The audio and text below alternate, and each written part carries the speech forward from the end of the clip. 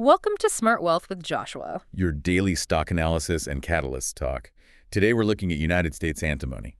If you find our talks useful, please consider subscribe, like, and comment underneath. So I want you to imagine owning the only gas station on this major highway. Okay, setting the scene. Yeah. And now imagine a foreign government just suddenly barricades literally every other exit on that highway. Right, so you're the only game in town. Exactly. You instantly have absolute pricing power. Not because, your gasoline is magically better or anything, but because nobody else is legally allowed to sell it on that road. It's a total monopoly by default. Right. And today, we are looking at a company that is essentially living that exact reality. It's really wild. It is. I mean, we are looking at this massive fundamental shift in the commodities market today. We're exploring how this, what used to be an overlooked kind of speculative junior mining operation is actively transitioning into a crucial multi-million-dollar pillar of United States national security. And to figure out how this is happening, and obviously, more importantly, how you can build smart wealth by understanding these mechanics, we're going to unpack the explosive financial turnaround of United States Antimony. Yeah, the journey of this specific stock over the last year is just incredible, mostly because it maps directly onto the geopolitical tensions we see in the headlines every day. Oh, absolutely. So we're going to look at these massive revenue jumps driven by global supply deficits, some really unprecedented government intervention, and finally, the technical market mechanics that signal why this might be a multi-year wealth-building opportunity. Let's start with the sheer scale of the financial turnaround first, because, the raw numbers in this fiscal year 2025 earnings report are just eye-popping. They really are. Looking at FY25, their revenue vaulted by, get this, 163%. Wow. Yeah, they went from $14.94 million the prior year up to $39.3 million. And gross profit followed that exact same trajectory, jumping 185%. Which is massive for a company of this size. Right. But to understand those numbers, I think we have to understand what it is they're actually selling. Because for those of us who aren't material scientists, what exactly is antimony and why is it suddenly so valuable? Right, so antimony is this relatively obscure metalloid, but it's absolutely critical to modern defense and industrial manufacturing. You literally cannot fight a modern war without it. Wait, really? It's that important? Oh, yeah. It's a key hardening agent used in armor-piercing bullets, lead-acid batteries. It's essential for the precision optics in night vision goggles. Oh, wow. Yeah, it's infrared sensors, and it's heavily used as a flame retardant in military uniforms and aerospace components. So, it's a non-negotiable material for the Department of Defense. Okay, so it's basically the invisible backbone of the defense supply chain. Exactly. Which brings us to the core issue. What does it usually come from? Well, historically, China has been the undisputed dominant global producer of antimony. But starting around 2021, China systematically began cutting its output and, imposing these strict export curbs. Right. They've actually reduced their output by 24% over that time frame.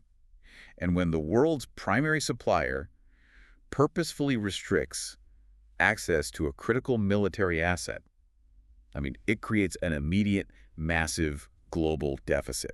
And obviously that deficit dictates the price. Exactly. Because the numbers show a 230% increase in antimony prices directly resulting from those Chinese export curbs.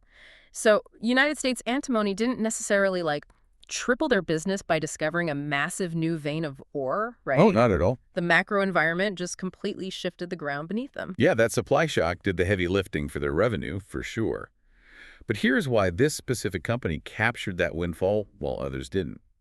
They possess what analysts call a national security moat. A moat, okay. Right, and in the critical mineral sector, a moat isn't just about having land, it's about processing capability. Interesting. Yeah, they are the only significant domestic producer of antimony in the United States, and crucially, they're fully vertically integrated.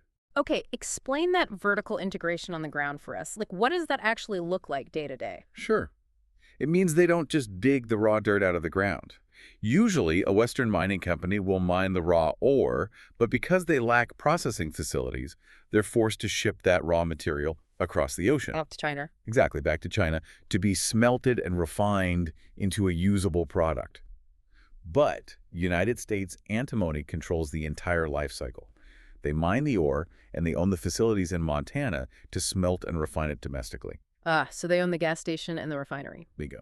But I do want to push back on the financials for a second because as anyone looking to build wealth knows, you can't just read the top line revenue and call it a day. Definitely not. Right. So yes, revenue is up 163%.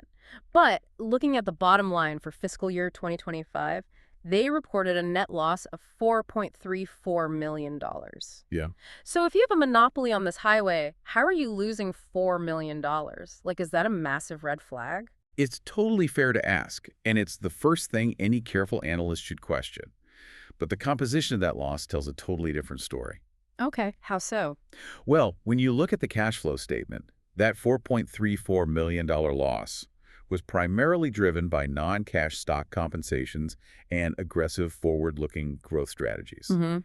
It was not a failure of their day-to-day operations. Let's break down that non-cash aspect for the listener, because when I hear net loss, I honestly just picture pallets of cash being set on fire in the company parking lot. Right, right. A lot of people do. But a non-cash expense means the company issued shares of stock to compensate its executives or employees, rather than, paying them out of the company's actual bank account. Ah, got it. And accounting rules require that stock issuance to be recorded as an expense on the income statement, which artificially lowers the official net income number. Okay, so it looks like a $4.34 million a loss on paper, but it doesn't drain their actual cash reserves. Exactly. Their operational cash flow, the actual money collected from selling antimony, minus the cost to dig it up and refine it, that remains fundamentally strong. Okay, so the core engine of the business is healthy. Very healthy. And that brings us to the forward guidance, which frankly stopped me in my tracks when I saw the numbers. Management is guiding for 2026 revenue of $125 million. They just reported $39 million. How does a company realistically project a leap of that magnitude without it just being, a pipe dream to pump the stock? They can make that projection because it's already on paper.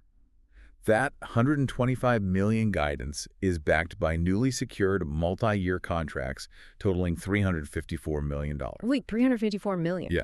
When you have $354 million in legally binding contracts sitting in your backlog, projecting $125 million for the upcoming year becomes a highly visible mathematical reality. You're just executing on orders that have already been placed. That is wild. Ah. But that creates a massive logistical problem, doesn't it? How do you mean? Like, if I have a small bakery and I suddenly get a contract to supply bread to every supermarket in the state, I'm going to need a bigger oven. Oh, for sure. United States Antimony has to physically produce that much refined antimony to fulfill those contracts. And to expand their Montana refineries, they need capital. Normally, in the mining sector, wouldn't a company go to the market, issue millions of new shares to raise that cash, and just completely dilute the existing shareholders? Yeah. And dilution is the silent killer of wealth in the junior mining sector. You buy a stock at $5, the company issues twice as many shares to build a new mill, and suddenly your piece of the pie is cut in half. Your stock just plummets. Exactly. But United States Antimony bypassed the equity markets entirely here. They secured a massive $27 million grant directly from the Department of Defense. This was under the Defense Production Act Title III, right? Yes. And that $27 million is specifically designated to modernize and expand their Montana refining operations. From the perspective of a shareholder, this is non-dilutive funding. The government essentially handed them free capital to expand their infrastructure. That is incredible. It dramatically improves their balance sheet without touching the equity structure at all. Not one bit. So that's essentially the Pentagon handing them a $27 million insider validation stamp. Pretty much. The government is acting as a risk-free venture capitalist because securing a domestic supply of this mineral is just that vital. Exactly. But antimony isn't the only asset they have in the ground, right? The analysts highlight something called the Fostung tungsten deposit, and the numbers attached to this are staggering. Oh, they're huge. The estimated gross resource value is $4.6 billion. Billion with a B. Yeah. So what is tungsten and why is it worth so much? So tungsten is incredibly dense and has the highest melting point of any metal. It's totally vital for aerospace engineering, rocket engine nozzles, advanced military applications. And having that asset on their books positions them to be North America's first tungsten producer in a decade. Here's where I get completely confused, though. You have a company that just pulled in $39 million in revenue. They're a microcap operation. How on earth does a company of that size even begin to process a $4.6 billion tungsten deposit? That's a fair point. The logistical scale is entirely mismatched. It feels like a teenager being handed the keys to a nuclear submarine. That's a great analogy. And you're right, the scale is absolutely mismatched for the current operational capacity. A company of this size cannot independently finance and construct a multi-billion-dollar tungsten mine overnight. Right. But in the life cycle of a mining asset, that Fostung deposit represents massive unrealized option value. Meaning they don't actually have to mine it themselves to make money off of it? Exactly. Holding those proven reserves on their balance sheet elevates them into a multi-critical mineral supplier. It opens the door for a joint venture. Ah, okay. Yeah, a massive senior mining company could come in, pay United States Antimony a huge upfront fee, and fund the actual construction of the mine in exchange for a percentage of the profits. That makes a lot of sense. Or, given the current climate of resource consolidation, it makes them a highly lucrative takeover target. I mean, a global defense contractor or a major mining conglomerate could buy the entire company just to secure that tungsten deposit. So as an investor, you're buying the antimony cash flow engine today and getting a free lottery ticket on a multi-billion-dollar tungsten buyout tomorrow. That is exactly the underlying thesis the institutional analysts are looking at. Okay, let's shift gears to the market mechanics. Because fundamentals and government grants are great, but if we are talking about building smart wealth, we have to look at how the actual market is trading this information. Right. Why is this a compelling opportunity right now? Well, we are seeing a decisively bullish technical posture. In late March 2026, the stock had a clean technical breakout above its 8.16 prior close. Okay. It hit 9.02, which is a 10.6% jump, and we saw it spike 11.58% in separate trading sessions. The market is aggressively repricing the company. But the most telling indicator is the volume analysis. Yeah, the volume data actually confused me a bit. On March 23rd, the trading volume settled at about 4.3 million shares. But previously, it was trading at an astronomical average of 15 million shares a day. Huge drop. Right, and usually when a stock's volume drops by more than 2/3, we think people are losing interest.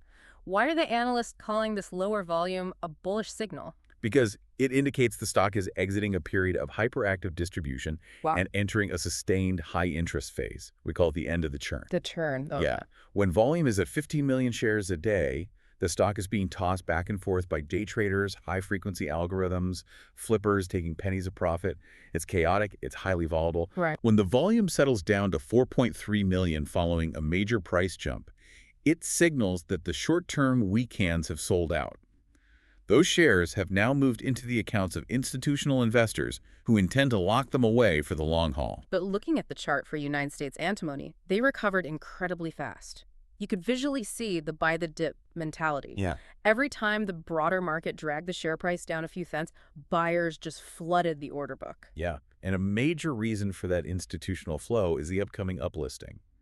Moving from the NYSE American Exchange to the primary New York Stock Exchange is a massive structural catalyst for any company. Let's break that down because it's not just a vanity metric or, a prestige thing to be on the big board. Not at all.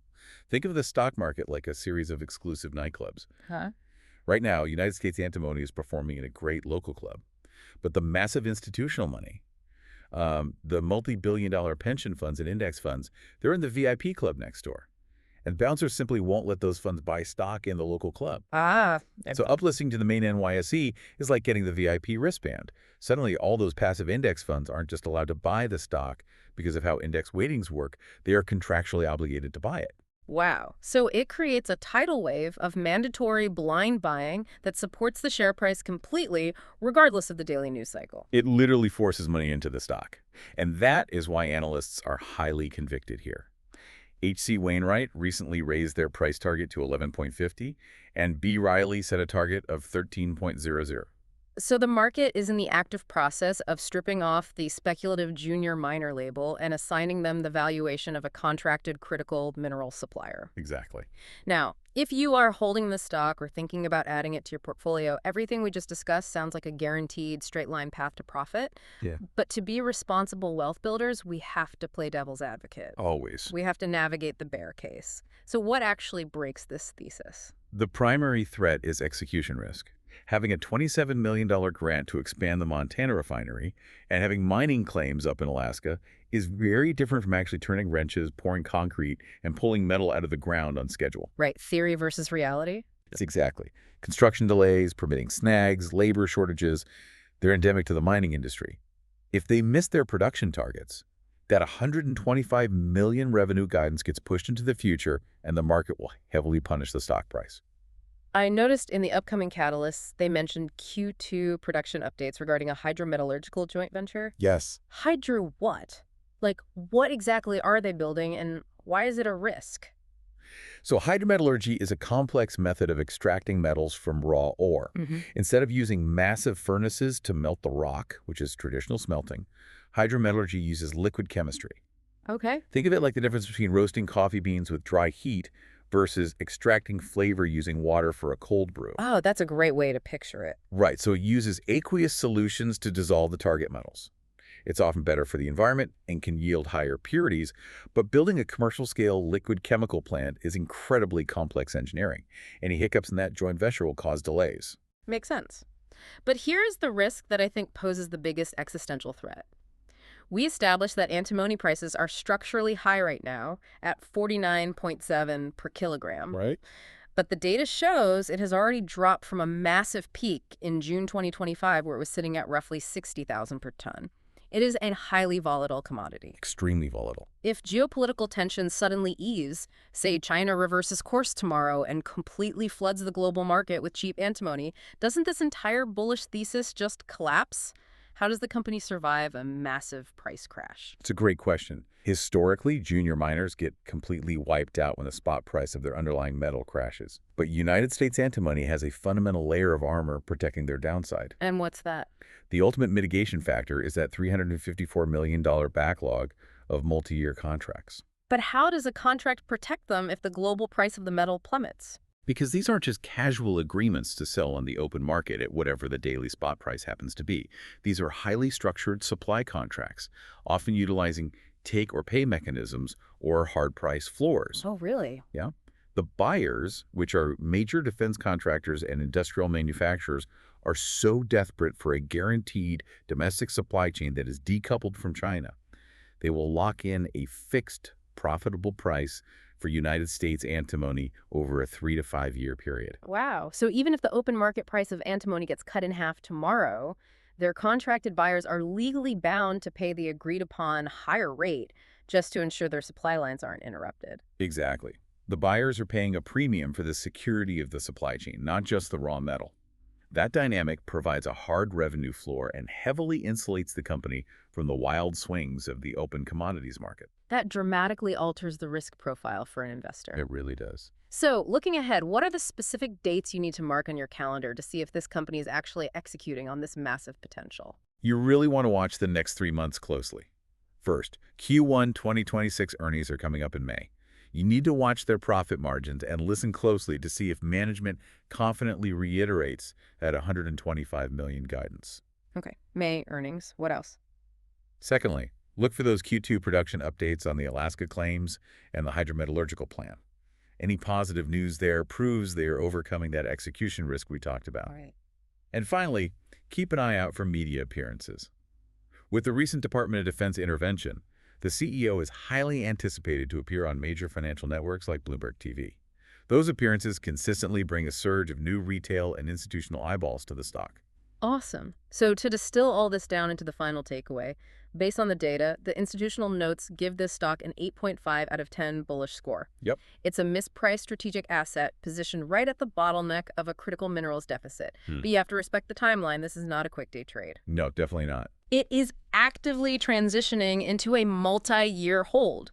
You have to give the company a 12 to 24-month patience window for the full value of the DoD expansions, the antimony production, and that massive tungsten resource to actually hit the financial statements. Building wealth in this sector requires letting the company execute its transition.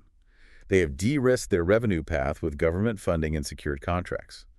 Now, the market just has to give them the time to build the infrastructure. Which leaves you with one final, slightly provocative thought to chew on today. Right? We just spent this entire time looking at how the Department of Defense stepped in with a $27 million grant to secure United States antimony, because relying on foreign powers for military resources is a glaring vulnerability. Yeah. Huge vulnerability. Right. So given the massive, undeniable success of this specific intervention, what other overlooked, obscure critical minerals might the U.S. government quietly fund next? That is the big question. If the overarching goal is to completely decouple the Western supply chain from China, there have to be a dozen other tiny, forgotten mining companies sitting on strategic assets, just waiting for their own Title III grant. Finding those hidden bottlenecks before the Pentagon does is how you stay ahead of the curve. I mean, identifying the next critical vulnerability is the multi-billion-dollar question in the commodities market right now. And it is a question we will keep tracking for you. Thank you so much for joining the conversation today. Taking the time to understand the why and the how behind these market shifts is exactly how you build smart wealth. We'll see you next time.